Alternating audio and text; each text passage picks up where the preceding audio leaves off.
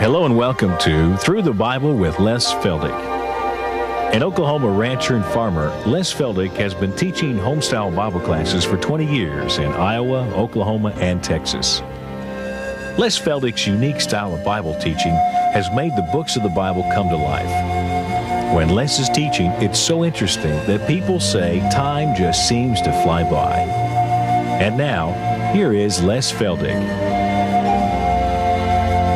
Okay, it's good to again have everybody in. We got a good gathering this afternoon, and for those of you on television, we bring these folk in and we do a 4-program session and tape 4 programs, just one right after the other, and we just appreciate so much that these folk come in and become part of our class and our audience.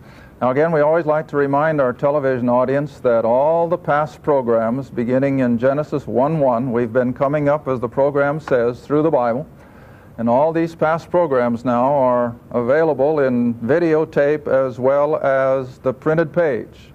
Now these little books are just transcriptions, word for word, and we do not try to make anything on them. We just cover our printing costs, and for those of you who are interested, you call or write, and then we always like to emphasize missionaries are taking them, and under those circumstances we try to send them out free. But for the rank and file, if you can afford $5 for the book, we appreciate it, and we like to get around 20 or 25 for the tapes, depending on whether there's postage involved or not. So anyway, I always like to make folk aware that all of this material is available. It's a study course, I guess, in its own way, starting in Genesis and just coming on up through, and we are now, of course, up to the book of Romans. And so those of you here in the studio are already turned to Romans chapter 3. And for those of you out in television, you'll remember in our last program we wound up with God's great controversy with the human race, how he had built his case as a prosecuting attorney, not against any one segment, not against any one race, not against any one class, but he builds his case against the whole human race. And if you'll remember, in chapter 1, we looked at the immoral or the amoral man. And God builds his case as to why they are guilty. And then we looked at the moral man. On the outside, he's good. There's just nothing that anybody can find wrong with him. But God has just as much to say about him as he does the immoral. And then the third category, of course, was the religious individual who thought because of his religion that he had everything that he needed to meet his Maker. And then we came to that great conclusion as we left our last program that all have failed, all are guilty, there is none righteous, no, not one. And so now we're going to pick up at verse 19 of chapter 3. Now whenever I teach Romans chapter 3, I always like to make a statement that there are 2 chapter 3s in the Bible that I think are mandatory for every believer to understand. The first one is Genesis chapter 3, where we have the account of sin in all of its horrendousness making its appearance when Adam rebelled and ate. And if you can understand chapter 3, why mankind is a fallen race, totally disobedient to everything that God says, and as a result of their fall, then we've seen the 6,000 years of human suffering, of degradation, corruption, evil, wickedness, and it all began back there in the garden. And so now God comes then to that conclusion here in Romans chapter 3 that this is the problem. And the only remedy is the remedy that God himself has provided. And this, of course, flies in the face of human reasoning. And we're going to see why here in just the next moment. So now as we come into verse 19, you'll just glance at the verses ahead of it, and you'll notice it's not a very pretty picture. But that's what God sees whenever he looks at a human being still in old Adam. That's where he saw me, that's where he saw you, and that's where he still sees every lost person. We are an open sepulcher. Our mouth is full of cursing, and we have no fear of God. Well, that's the picture of the unbelieving individual that God sees. So you come down now to verse 19 where it says, now we know.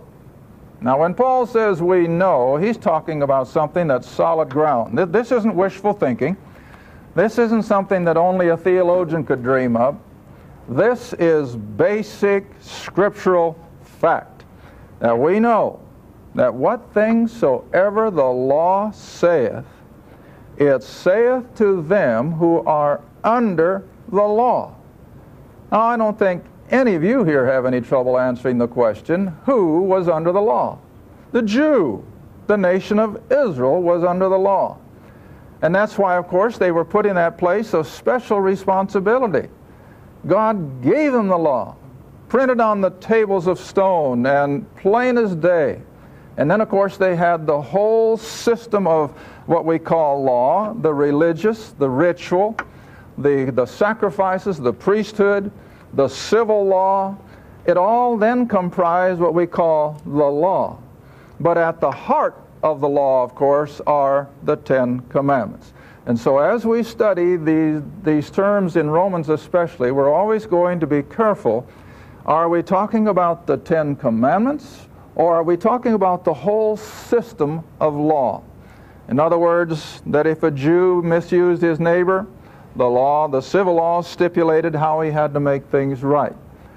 The ceremonial law designated that under a certain circumstance of sin or wrongdoing, he had to do such and such, bring it to the priest, and so on and so forth.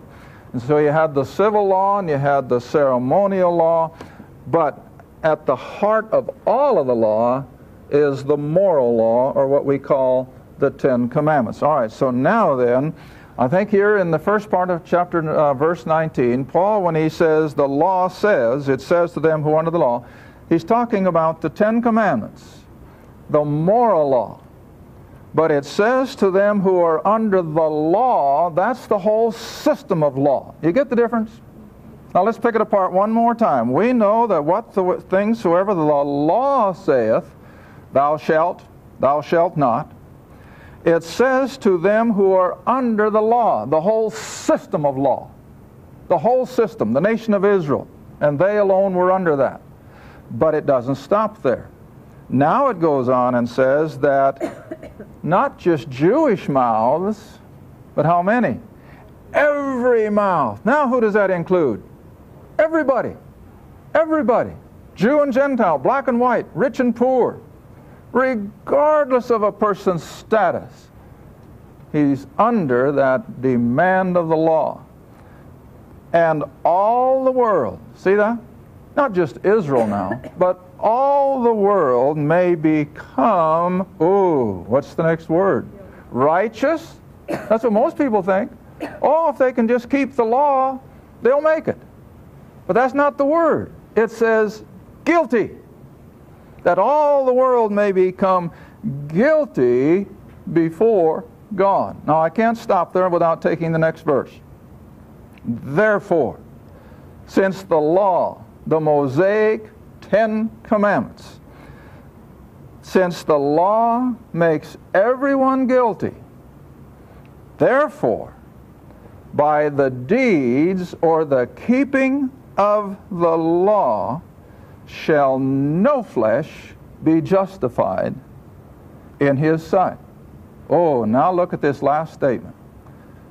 For by the law is the knowledge of sin.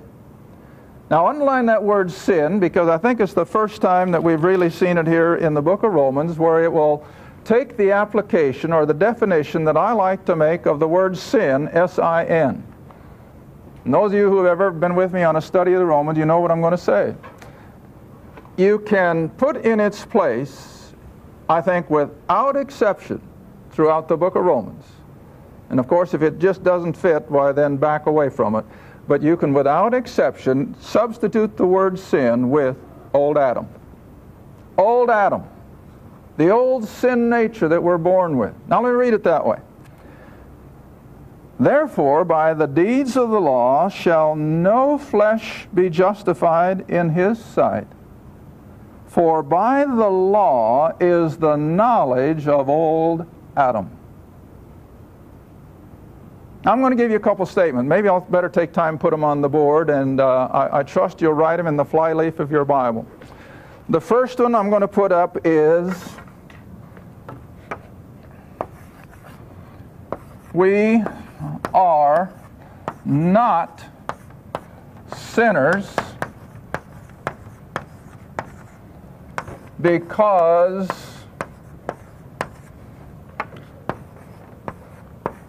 we break the law.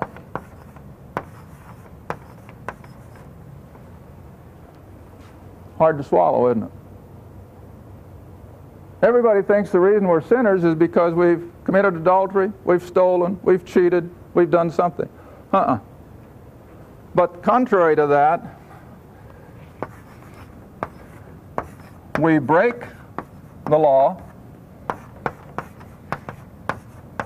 That is the moral 10 now. We break the law because we are what? Sinners.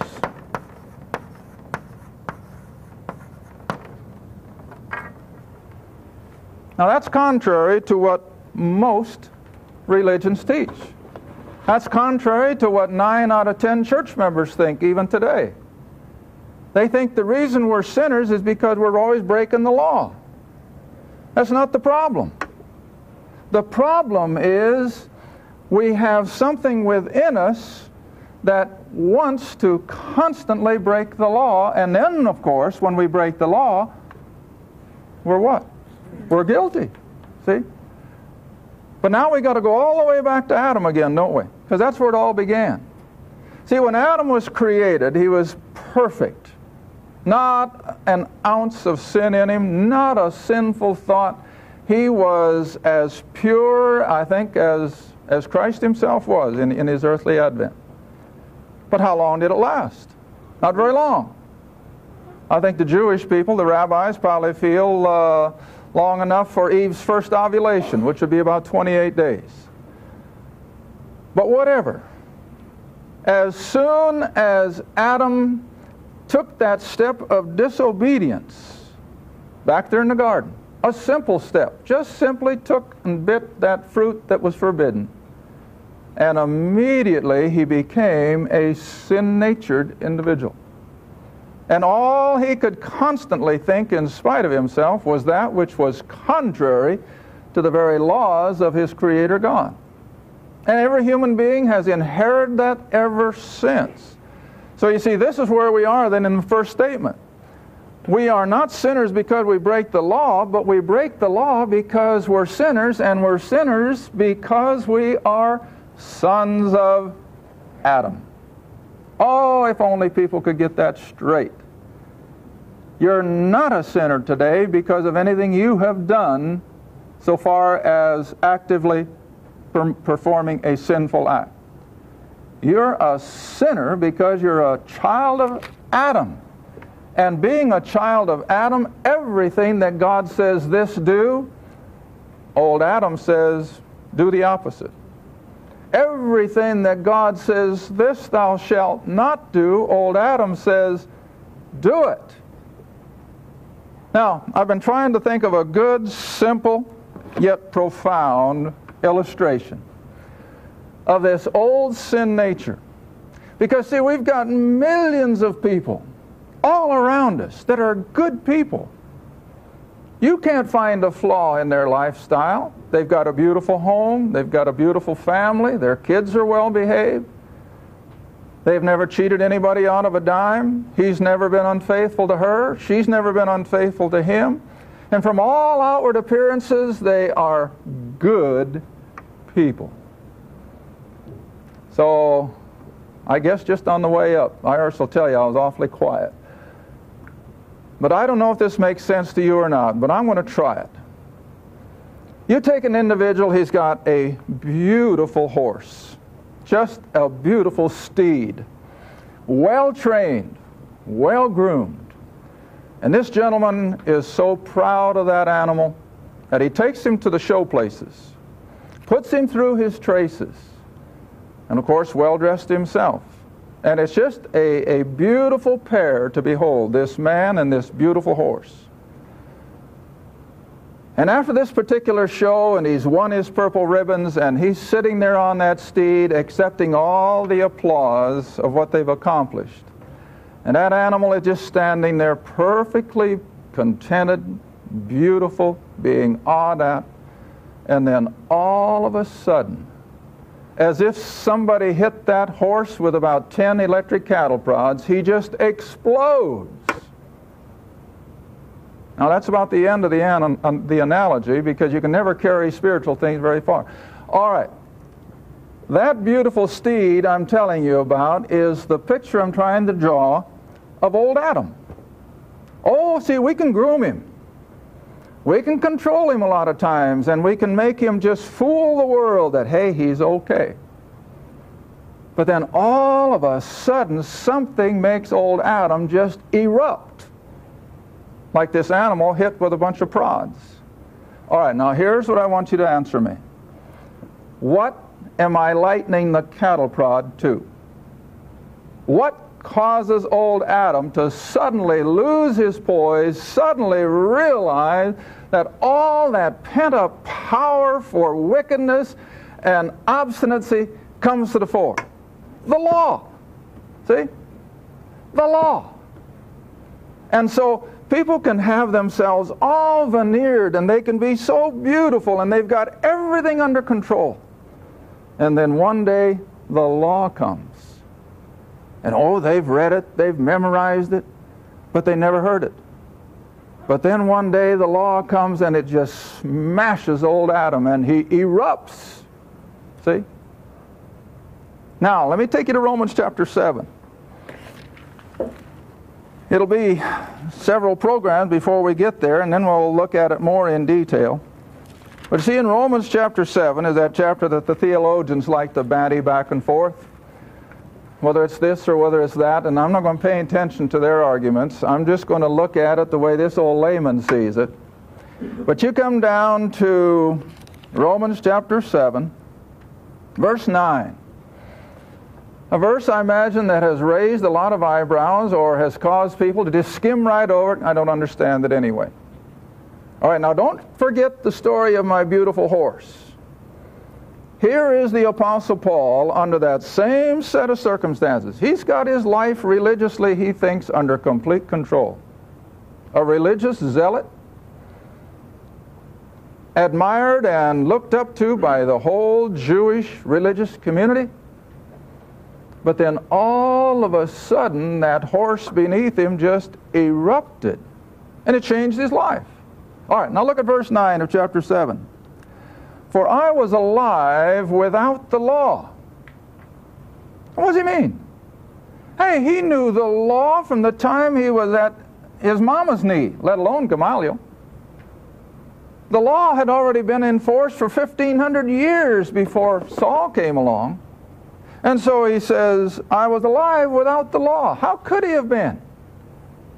Because he was part and parcel of that Judaistic society. Well, should I tell you where Saul was? Where most people are today when they read their Bible. They read, but do they understand? Goes right over their head. And the same way with Saul. Oh, he thought he knew the law from cover to cover. He thought he knew those 10 commandments forwards and backwards. But you know what? He had never understood what they said. It was just so many words. But there on the road to Damascus, all of a sudden, as he was confronted with the ascended Lord, all of a sudden now, the law meant what it said to Saul of Tarsus. And what happened? He realized that he was the biggest lawbreaker of all. And that's why he claims that he was such a sinner. He had persecuted the believers. But it was when the law finally got a hold of old Saul that he had to recognize, I'm nothing. See? All right, and so what happened? He says, I died. Well, now we know he didn't die physically. So where did he die? Oh, that old Adam. See? Old Adam has to die. And that's the whole theme of this book of Romans, is to deal with that old sin nature that is constantly making man rebel against the very tenets of God. Now, by now you should be able to see what I'm driving at. Is that something that we can do in the energy of the flesh? No. There's no way you can deal with old Adam in the flesh. Because just like the gentleman with his beautiful horse, oh, he's trained him, he's shown him, he's had it applauded, he's gained his rewards over him. But then one day when that horse was finally exploded with an outside source of energy, it showed itself for what it really was. It could be just as cantankerous, it could buck him just as far as the worst bronc could ever do. And that's where our old Adam is. And we have to come to grips with that old Adam. And you can't do it by joining a church. Now, I'm not against the church. Don't ever let anyone get the idea. I'm just using it as an example that that is not what we have to do in order to get right with God. We have to first and foremost deal with this old Adam. And remember, he's in the area of the invisible. You can't lay Adam out on the table. You can't examine him. You can't open him. Old Adam is in the area of the spiritual. He's in the invisible. And consequently, whenever we start dealing in the area of the invisible, there's only one individual, if I may use the word, that knows how to do it. And who is it? The Creator himself. The Creator himself is the only one that can delve down into the depths of the Spirit. And so we have to deal with old Adam then through the work and the power of our Creator, of our Savior, and of our Lord. All right, come back to the verses again in Romans chapter 3. So he says, knowing that, I'm in the wrong chapter. Romans chapter 3, verse 19. Now we know that what things soever the law saith, it says to them who are under the law, to the nation of Israel, but that every mouth may be stopped. Now just think about that for a minute, and I'm trying to get all my class people over the years prepared, and it happens all the time, for that good neighbor or that good friend or that good customer or that good client who comes in and the conversation comes around these things, and that person will say, well, now I'm doing the best I can. I think I'll make it. So don't give me a hassle, because I'm pretty good. I'm keeping the commandments. I've joined the church. I'm a good family man. I give. Don't talk to me about my having any problem facing eternity. But you see, they haven't dealt with the core problem, old Adam. And so the law is the only way that God can come to that kind of a person and say, you're guilty, see? Because I don't care how good they may think they have been, I don't care how good their record is, God still looks back and sees that throat like an open sepulcher. He still sees a mouth that's full of cursing. He still sees thought processes that are as immoral as anybody can get. And that's all coming out of old Adam. Another good illustration is back in the bootlegging days, in the 30s. They could outlaw alcohol consumption if they wanted to, but you can't stop people from getting it. So the only way they could really deal with the alcohol problem was to do what? Find where it was being made. And that's what they tried, of course. Get rid of the stills. If you could get rid of every alcohol still in the world and there wouldn't be any alcohol, you could probably get rid of the problem. Now, it's the same way with old Adam. He's just like a still. He just keeps putting it out and putting it out and putting it out. And I don't care how you try to cover it up. I don't care how you try to wallpaper over it. It won't work until we deal with old Adam. All right? Verse 20 then again. So by the deeds of the law. Now I'm pressing on this, and I'm going to keep repeating it yet for a few moments because I don't want anyone to miss the point I'm trying to make. That you cannot approach God on the merit of what you have done. I don't care what denominations teach. I don't care what theologians may teach. We have to come back and realize that God says we can do nothing to merit favor with Him. And we're going to see when we get into chapter 4 that's Oh, it's so plain. But Abraham, Paul says, believed God. And it was his believing that caused God to call him a righteous man. And then the next verse says, not of works, lest he should boast. You know, I've made the comment to my classes, and I think maybe I said it even on the program a long, long time ago. Have you ever envisioned heaven, and you're there because of what you did to merit it? You know what I've told people? Everybody will be crossing the street ahead of time because, oh no, I don't want to listen to that guy again. I don't want to listen to him tell me again what he did to get here. It'd be awful, see? But it won't be that way. Because every one of us are never going to be able to say a thing that we have done got us there. It was only the work of a merciful God, see? All right? So by the law, again, verse 20, is the knowledge or the understanding of our old Adam. The knowledge of sin or the knowledge of our old Adam. And it's the only place you'll find it. Now again, as I was mulling these things over, you see, you don't find language like this back in the Gospels. Jesus didn't get into this part of the whole problem. Jesus more or less was just dealing with those Jews under the law. But you see, now the Apostle Paul is breaking out by Holy Spirit inspiration, of course, and he's delving into the whole human race. Not just the problem in Israel, not just the problem with Jews. He's delving into the problems of the whole human race. Look at your newspaper today. The whole front page, I don't care whether it's the Tulsa World or the Oklahoma City or whether it's a Timbuktu. Every newspaper in the world today, their whole front page is covered with the same kind of stuff. Murder, rape, terrorism, crime, immorality. Why? Because the world is under the control of course, Satan at the top of it, but it's the old Adamic nature, see? And this is what we have to understand. It's old Adam who is at the heart of the sin program.